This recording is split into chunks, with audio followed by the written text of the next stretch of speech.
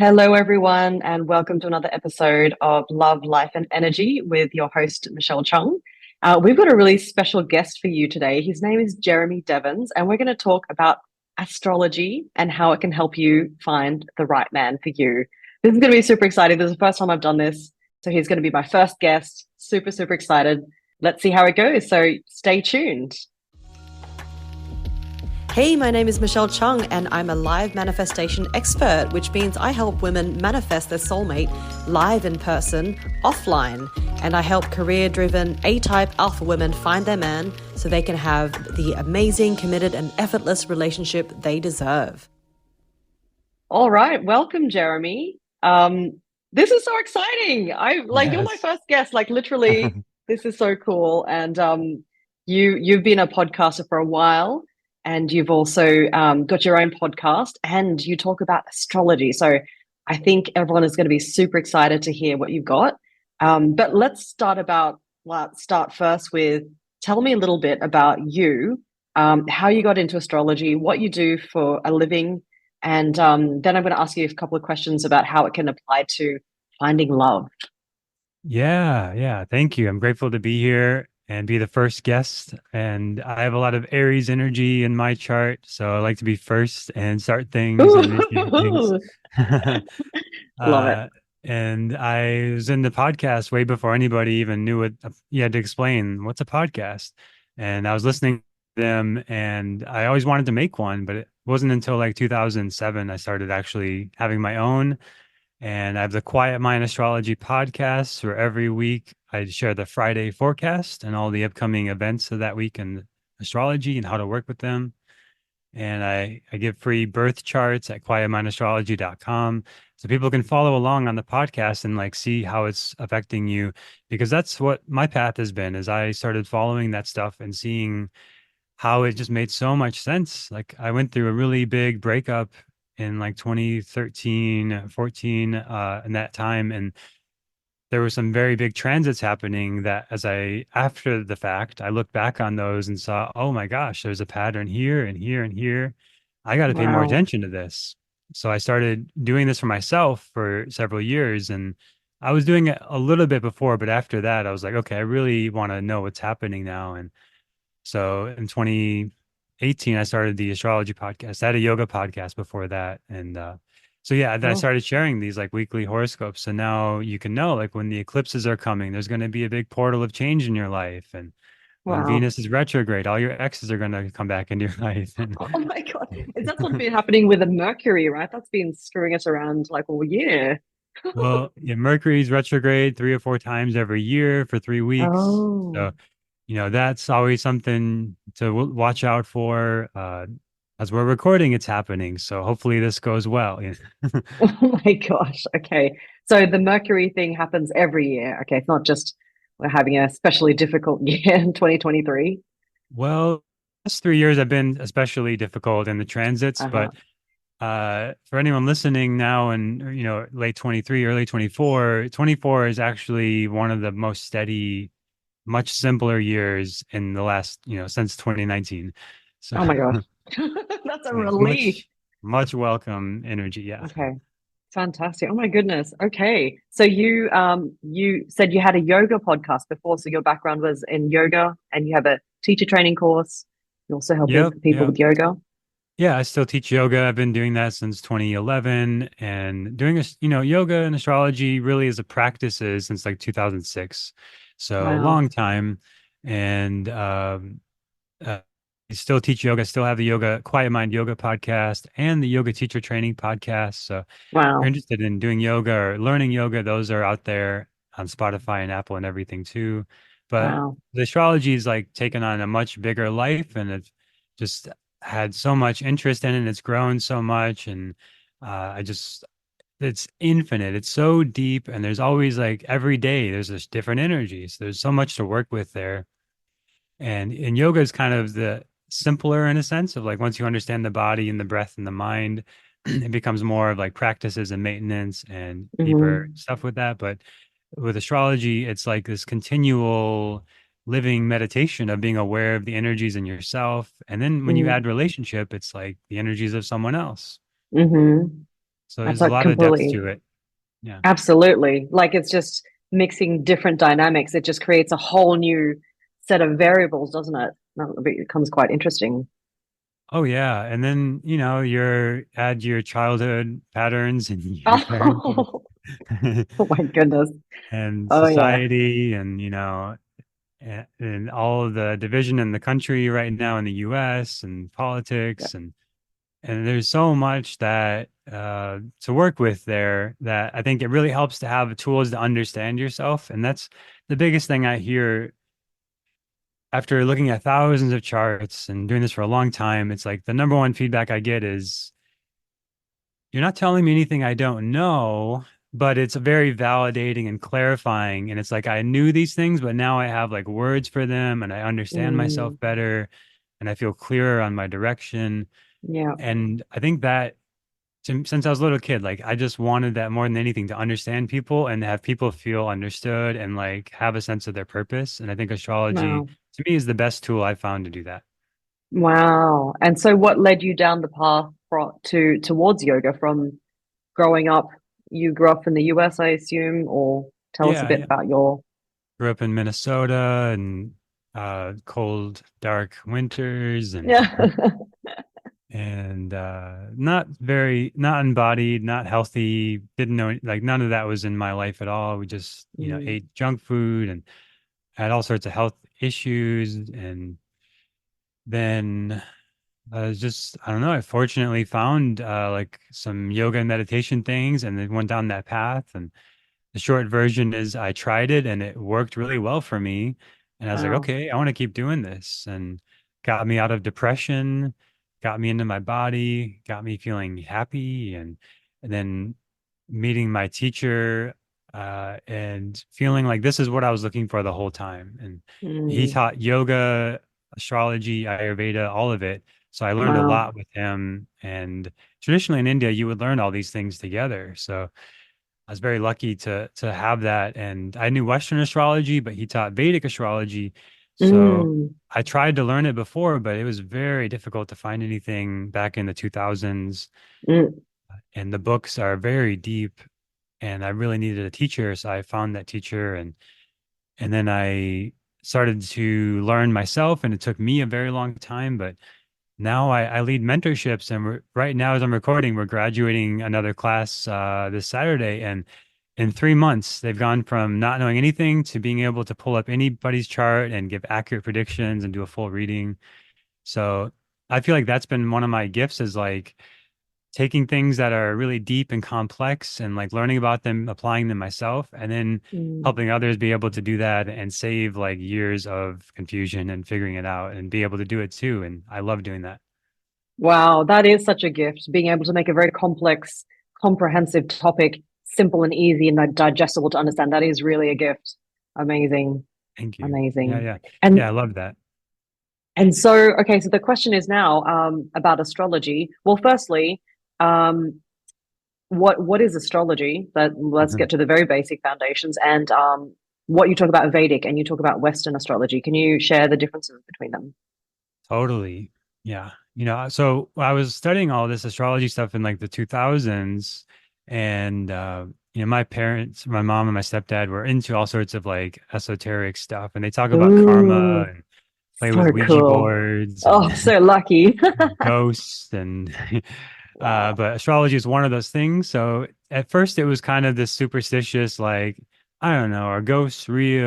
Or Ouija boards legit? Is astrology legit?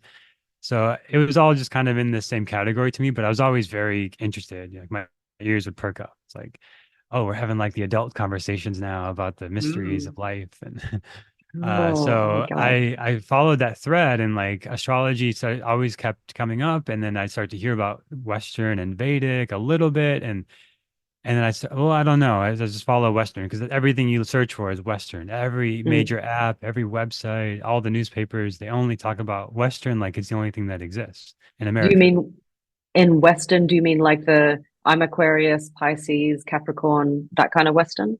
Right, right. And even saying that, like most people are like, what do you mean Western? It's like, well, it's Yeah. what, yeah, it's so ingrained in America that it's like it's all we know. But in India, it's the opposite. You know, in India, everyone knows that Vedic astrology or Jyotish, which means the science of light, and that is like politicians use it to make decisions, and it's in Oh. the newspapers and on TV, and everybody knows about their signs, and everyone, most people have a family astrologer, and from birth they know all their Oh. astrology, and a lot of the arranged marriages are based on the astrology and the caste systems. Ah, got Um, it. so yeah, so I just knew the Western stuff, and like yeah, and I would start to look at it, and they'd say, okay, well, the sun is moving into Aquarius now, and it means this, and I started to be more of a scientist about it. It's like, is this just superstition or is this legit? You know, is this just like a ghost or a UFO that nobody ever gets a good video of somehow? Or The blurry dot yeah, in the background. like somebody should have gotten at least one good real Yeah, by UFO now. video, right? Uh, Right. so Okay. it's like more of a scientific approach of like, well, sun's in Aquarius. I want to watch it with a telescope. I want to watch it, you know. And then you start to Mm, do this with Western astrology, and you just can't because what they're saying is Sun is in Aquarius, but it was actually one sign back if you look with a telescope. And I was like, what's mm, that about? You know, why can't I follow it with astronomy with NASA? Then I found out it's because they're using what's called the tropical zodiac system, which is mm, essentially in 2000 years ago, they said the sun is in Aquarius at this time, sun's in Aries on the spring equinox, March 21st every year. And it was true 2000 years ago, but they did not in ancient Greece know about the wobble of the earth. And that mm, means that we have something called the precession of the equinoxes, so that every 72 years, that equinox moves back 1 degree. So yeah, oh, 2000 years wow. ago, March 21st, sun was in Aries. And then 72 years later, it's 1 degree back into Pisces. And then 70, Right. another 72 years is another 1 degree back. And Wow. now we are 23 degrees back from there. Wow. Got it. So when you say sun is in Aries on March 21st, it's actually 23 degrees back from Aries, back in Pisces. Mm, And that's true for every sign and every planet. And so when you look at your birth chart in what is the Western astrology, it is where the planets would have been 2000 years ago. ah. It's not where they So were it's when you were born. got it. So it's almost like outdated information. It's not so accurate anymore. It's it's not accurate, but it is accurate as a system of symbols and seasonal astrology. It's Mm. true. It's like you're basically a Oh, we've lost so you. oh sorry. Okay, So that's all right. it's basically works as a system of patterns because there's a lot of good Western astrologers. It works because it's looking at patterns and seasons, and Mm, so it's more like you're a spring person if you're born in the spring equinox, or you're a May person if you're born in May. And okay. and this way, Western astrology does work, and it can be very accurate and helpful. And I still Okay. find some of it helpful, but I just could not reconcile saying Mars is in Taurus when you can look with an astronomy app. Like Night Sky is a great app you can look for free and see in your own sky where the Mm, planets are. And it's not where Western astrology says, it's where Vedic astrology says, because it uses what's called the sidereal zodiac, which is basically just saying like where the things are in the present moment. Uh, mm, and that's what astronomy is. And so it's like real, 2000 years ago, it was astronomy and astrology were basically the same thing. Now they're kind of separate.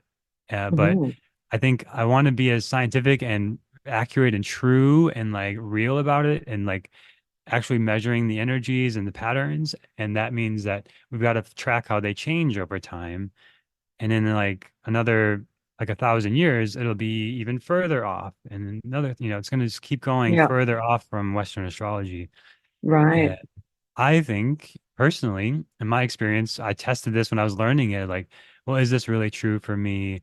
And the more I did yoga and meditation and feel like centered and present and authentic, and I don't, never got into drugs and alcohol and all that. Stopped watching TV a long time ago and news. And so I just feel like Mm, very centered and connected to my truth and truth.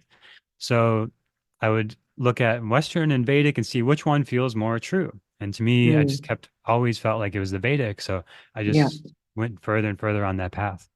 Nice. Okay. So, functionally, how can how can we use Vedic astrology to find love? So the better you understand yourself, the better you can show up to another and understand another. My one of my teachers, Vanessa Stone, who started this nonprofit in Austin, Texas, called the Amala Foundation. She's a great person, amazing teacher. She didn't teach astrology, but she taught me life. And she would Nice. say, there's only one relationship, and it's between you and God. Mm, And if you tend to that relationship, then everything else will go a lot better.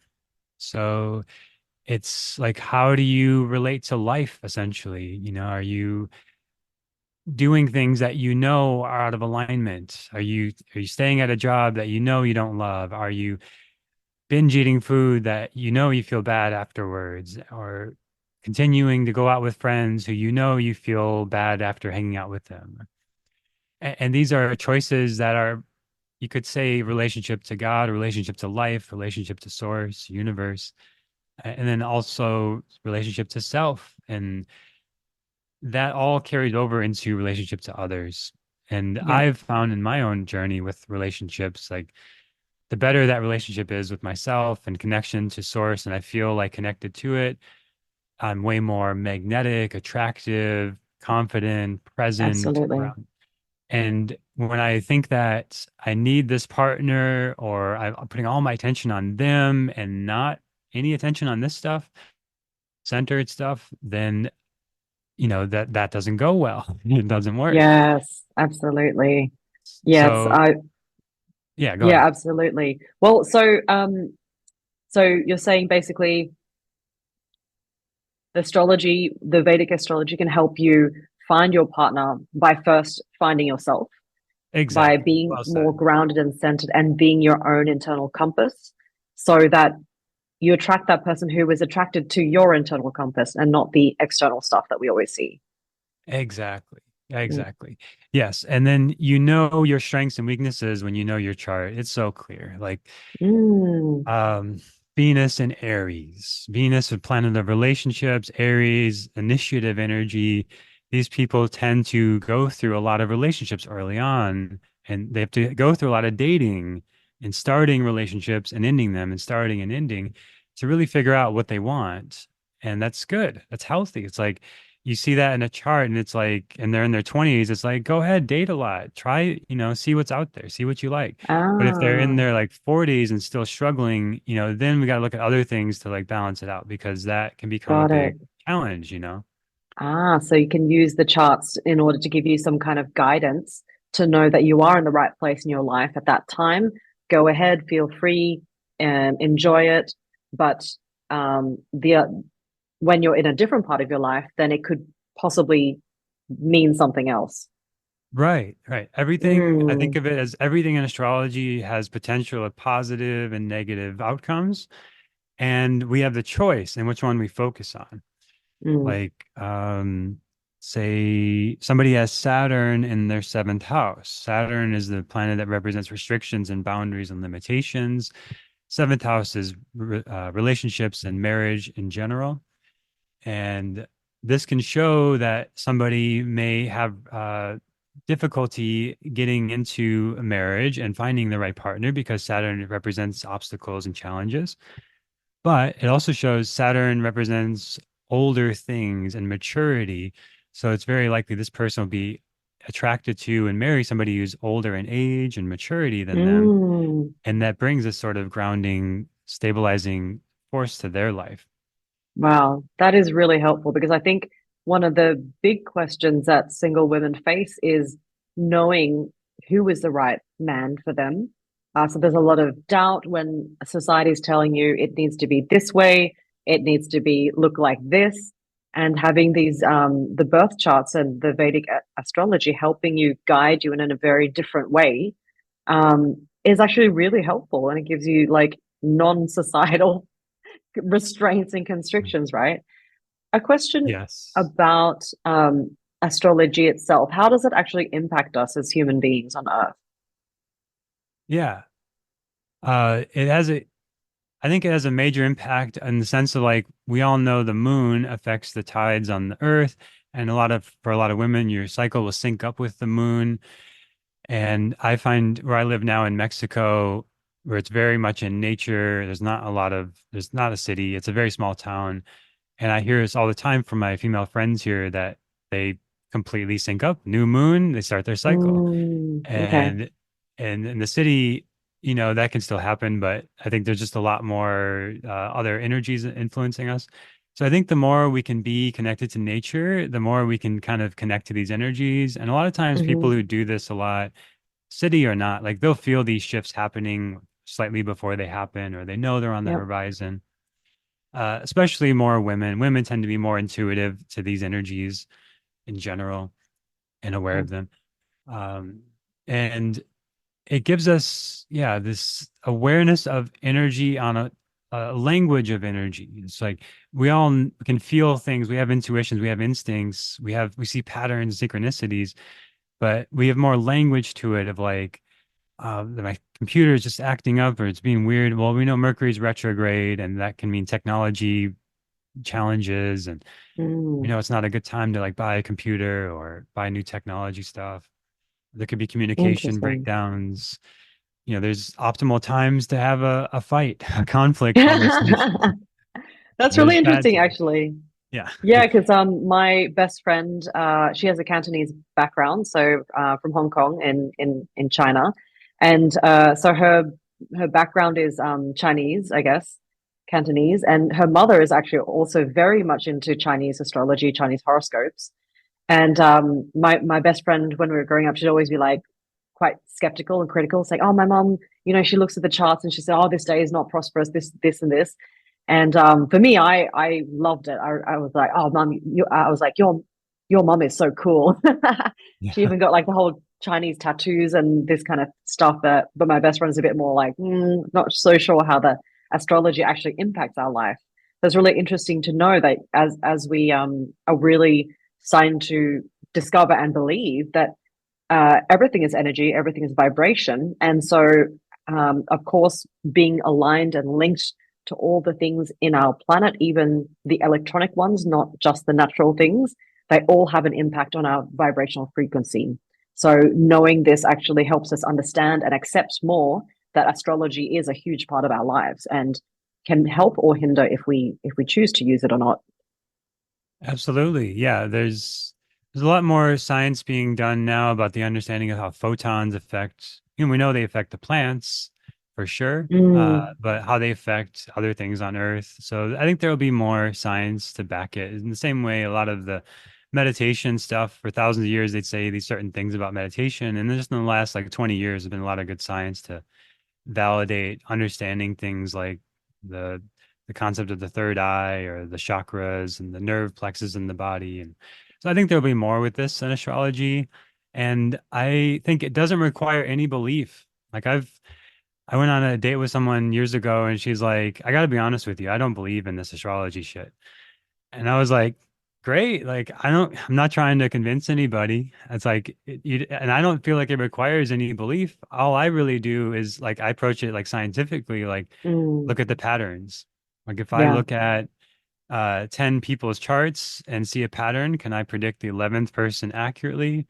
And I find at least 80% of the time, usually more like 90% of the time, I can.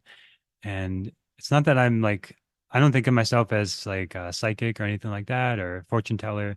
I think of myself as a researcher.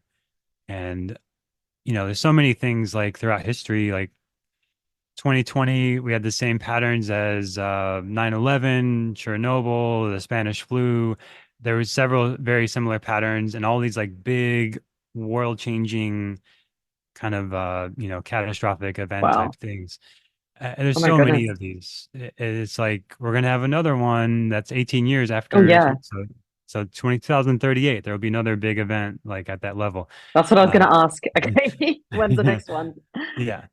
And then there's other things in between. I talk about these on my podcast sometimes. I really like to Hmm. focus more on the personal though, of like what you can do with everything, and that's where you Absolutely. see in a birth chart. And I call it like a life alignment reading that I offer on my site. So people can check this out. And I do like mentorships to go really deep into learning all this. But I think the main thing people can start doing right now and just test it, just take an approach Yeah. of like, is it true for me? And if it's not, then let it go. And if it is, keep trying to use it and see if it works. But I would say go to quietmindastrology.com, get your free birth chart in Vedic astrology. I give you a little video of like how to look at it, and then just start following my podcast, listen to a couple episodes and see, maybe even go back. Like if you had a big event in the last year or two, go back to that week and like see what I say and see if it's true for you. And then, if Hmm. it's not, find someone else. And if it is, maybe you'll keep listening. Awesome. And so when you say see if it's true for you, does that mean the prediction or the what you said, does that apply to everyone? And how can it apply to everyone? I think that's a question a lot of people have about Western astrology is like, how can that be true for every person in that day or that month who was born there? Totally, totally. Yeah, and that's a big thing. And Western astrology emphasizes the sun sign. So there's only 12 types of people in the world.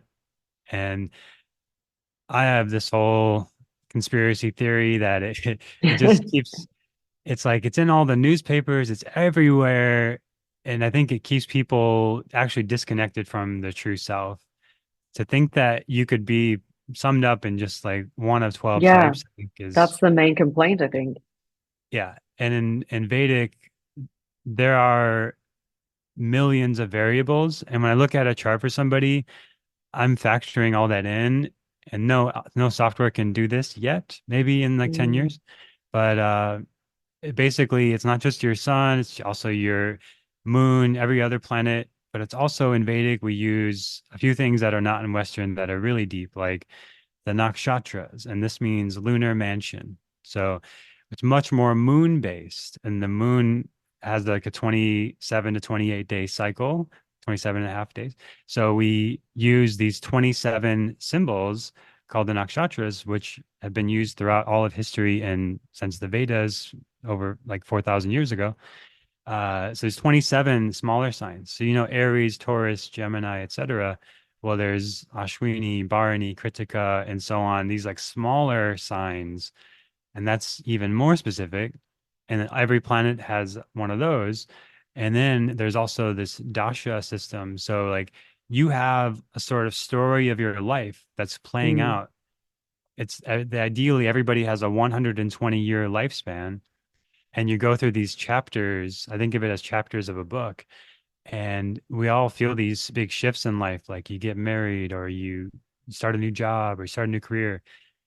Almost always for every these readings, like we look at these dates. Okay, what happened? We'll talk, maybe did you make a big career change on October 15th, 1999? It's like, oh my God, yes, and this and this, this. So we can see these dates, like every day of your life is basically the planetary energies are shown for you specifically. ah, That's only in Vedic, and this is called the Dasha system, and it's super cool and very, very common. People get married in the Venus Dasha. It's not the only time, but it's very common, and that where that lands is different for everybody. It could be earlier or later in life. mm, uh there's patterns like this, there's deeper charts. So when I talk on the podcast, I am talking more general and broad, and like everybody is going through this energy together as a collective. And there are mhm, collective energies that we all, we see in generations, we see it in media. And then when you know your rising and moon sign, you know where that collective energy is affecting you more personally, and you know yeah. your chart, you know your dashas. Now you know more of like the holistic picture of like the phase of life you're in, your strengths and weaknesses, and then the current shifting energies of the day. Oh, you've just dropped Full out, moon. Jeremy. Okay. There you go. Sorry. So your birth chart, your strengths and weaknesses, the dashas, the sort of chapter of life you're in. And then you add in the current transit, the energy of feel like affecting everybody, but where it sits in your life with your rising and moon. But just like the same way a full moon affects all of nature kind of similarly. Like a lot of the animals stay up late. There's a lot more activity. It's like you go out, it feels a little more chaotic and high energy Hmm. at the city. Everybody's feeling that full moon, regardless of where it is in their chart. So there are these kind of things, but I think astrology, it's like, it's like you're getting the fast food McDonald's version if you just know Got like it. your sun sign. Hmm. But what Vedic and what I try to offer is like the gourmet feast, 5-star hotel meal. Buffet. Yeah. Nice. Yeah. Nice. Okay, so I guess the next question is, how do you find out your birth chart? What do you need to get started? And you offer that on your website for free. Yeah, yeah. You got to know your birth city, location, Time. time, and place. Now, Uh, if you don't know your time, we can rectify this. And when I mentor people, we're able to do this we do like a whole game show version. We do it within 10 minutes of your actual time. If we don't know your time, we can do it within 10 minutes. oh, It's, fantastic. That's so me. yeah, I've never known my time of birth, so that would be really helpful for me.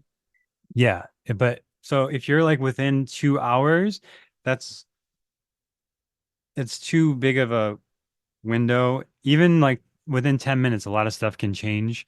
So on my chart, it's 5 minutes. I would be a different rising sign. So we had to rectify that Wow. in my chart. So it could change even 1 minute, actually. It could, depending when you're born, it could be 1 minute, you're a different rising sign. Wow. Uh, so yeah, that it is important to know pretty accurately what time. And if you're not sure, a good astrologer will help you make sure. And I do that with people. Some people charge a lot of money for this, but I do it without any extra cost in my readings. Nice. So it's good to know time, date, place.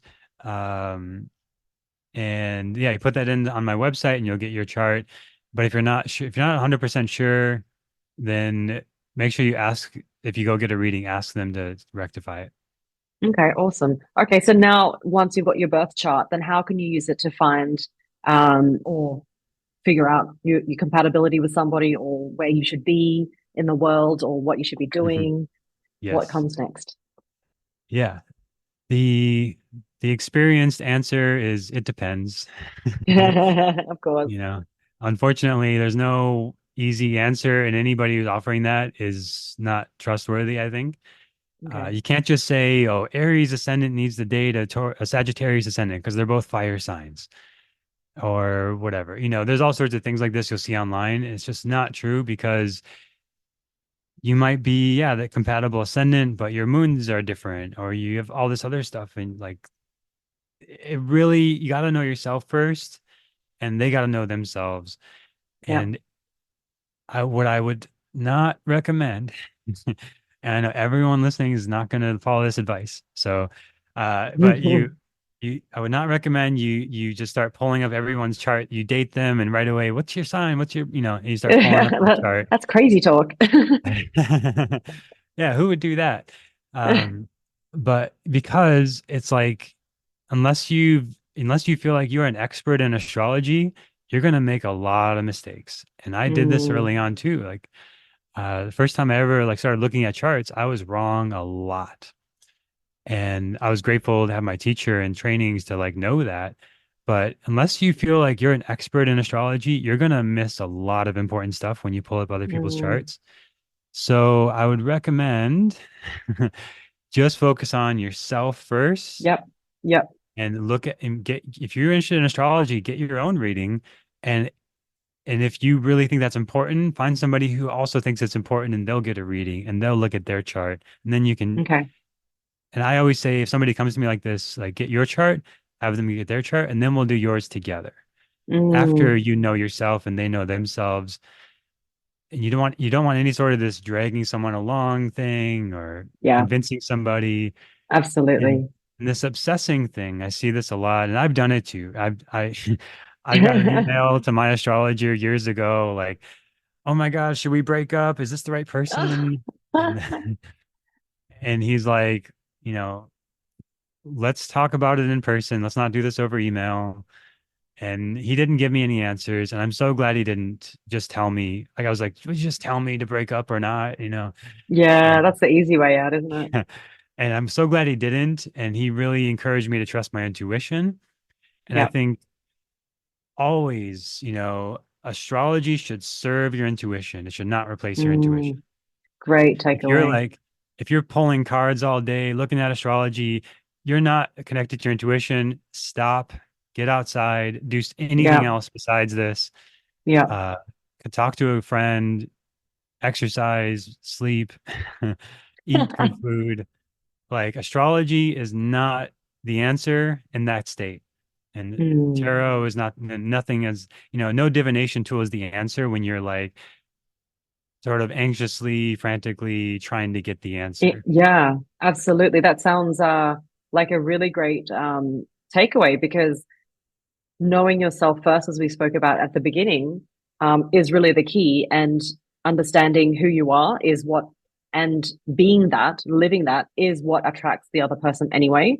And so Yeah, these astrology and divination and anything else really need to be used as a tool to support you, to support your intuition, but not be the only tool, like not to be the only, like the, you know, do or die kind of direction, the choice maker. You really need to make your own choices and decisions, and that comes from an entirely different vibration. yep. And it should feel like validation and knowing Mm, in the same way most of my readings, when we talk about your childhood and your school and your interest, everyone's like, yep, yep, that resonates, that resonates. And when got I it. say like this partner is going to be the right for you and you'll have this connection here, and they should be like, yep, that resonates, that resonates. Mm, It shouldn't be like, oh a yes, this is what I surprise. need, or yeah, oh I like Yeah, wow, I didn't know, or yeah, exactly. right. Yeah, you should already be leading from your own internal compass first, and this becomes another tool to kind of like confirm or give you more assurance, but it should never be the only choice maker, and you having a lot of expectation, a lot of attachment to what that result has to be. Absolutely. Yeah. And then it's Mm, wonderful. And, personally, I feel like I've a experience, but I always feel like a beginner with this, but I don't use it that much in my own life. Like I'll glance at it. If I feel like a little like, I think I got it. I just want to check, is this right? Okay. Yeah. I see the support here for this choice. Sometimes it helps clarify my intuition or validate my intuition or tune into it a little better. But yeah, I don't spend too much time self-analyzing, trying to make all of my yes. decisions, Okay. get in and get out and go back to living and enjoying life. That sounds like perfect advice. Yeah. Amazing, amazing. So, it sounds like with using astrology to find love and to find your relationships, that you really need to have done the work on yourself first. Be really, as you had your own process yourself, you went through, did a lot of yoga that helped you become really grounded, really Yeah. knowing of yourself. And then the interest in astrology grew, and that really helped you and helped you help other people understand themselves better, but not just be the only tool that you use. So yeah, Totally. that sounds fantastic. Yeah. Yeah. Yeah. My first reading was so validating and clarifying, and it it really helped me see my strengths and own them, and then my weaknesses and how to work with them. And has served me incredibly well. And while I'm not like constantly frantically looking at it, it is in the back of my mind of like knowing my strengths. And I feel very clear and like this is a gift for me to be this way, or to be like a Virgo rising, very organized, even if I have friends who like make fun of me or tease me. It's like I know I thrive better with I when I'm organized, and that's cool. Like I'm happy to be that way, and it's okay if people like don't resonate if they're their way. And it helps me respect their differences. And in a relationship, it helps me understand like my partner may see this very differently than me, and I can be curious of like, oh, that's so interesting. I can see why she would think this way, Mm. having her moon there or her ascendant here, and it's very different than how I would see it. And it doesn't mean we need to be the same. It's actually okay. Yeah, absolutely. That's amazing. It also makes me realize how much we were interested in astrology and tarot and crystals and all these kind of amazing tools when we were teenagers or it's more common that at that age, even a lot of people take it on in adulthood. It becomes your business. It becomes a real part of your life. But that wanting to know yourself in adolescence, like these tools are really like validating and helping you with your self-esteem a little bit as well, to know yourself at that stage when you're really just growing and just really discovering who you are. Oh yeah. And I'm always discovering who I am. And as I watch the transits, it's like I just started a new cycle, this really big self-discovery transit, even at 37, Nice. So it never ends, and that's fun too. And but yeah, it's I think it's super helpful at any age, and it's such a powerful tool that I think is just really beginning to be realized how valuable a beta can be. And I'm doing my best to like share that with the world. So cool. Thank you so much. Thank you, Jeremy. Thank you. Is there anything else you wanted to add that you wanted to share with everyone before we wrap up? Yeah. I think astrology gives you perspective of yourself. It helps you see your strengths and weaknesses. And if you are in alignment already, it will validate it. If you're out of alignment, it will help you know possibilities and choices that you could make to get more in alignment. And it's that feeling of like resonance, and Mm. you're in flow. It's like there's synchronicities happening. There's less effort. There's more ease. It's it's this natural sort of flowing through life. And I feel like it's just giving you a tool to understand yourself. It's so valuable. I think of it a lot of times like in the Matrix, in the first one, in the beginning, he gets the call from Morpheus, Oh yeah. and he's like, duck. It's like, why? He's like, just duck. I was like, okay. And it's like, turn left or go here or there, Yeah. and I love it. yeah. And astrology is kind of giving us that call from the divine of like, Mercury's retrograde. Don't try to buy a new computer or do, or That's Venus is cool. retrograde. Don't start a new relationship.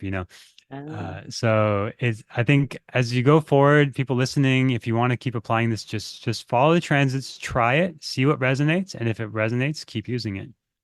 that's amazing. Cool. Thank you so much. And everyone can go check out and get their free birth chart reading with Jeremy on his website. We'll put all the links on the description below. And we might even do something inside my Manifest Love program for everyone.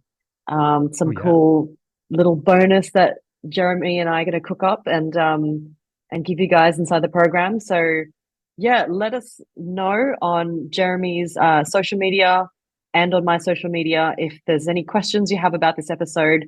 We'd love to answer them. And yeah, definitely go check out Jeremy's stuff. He's amazing. So thank you so much and super excited again.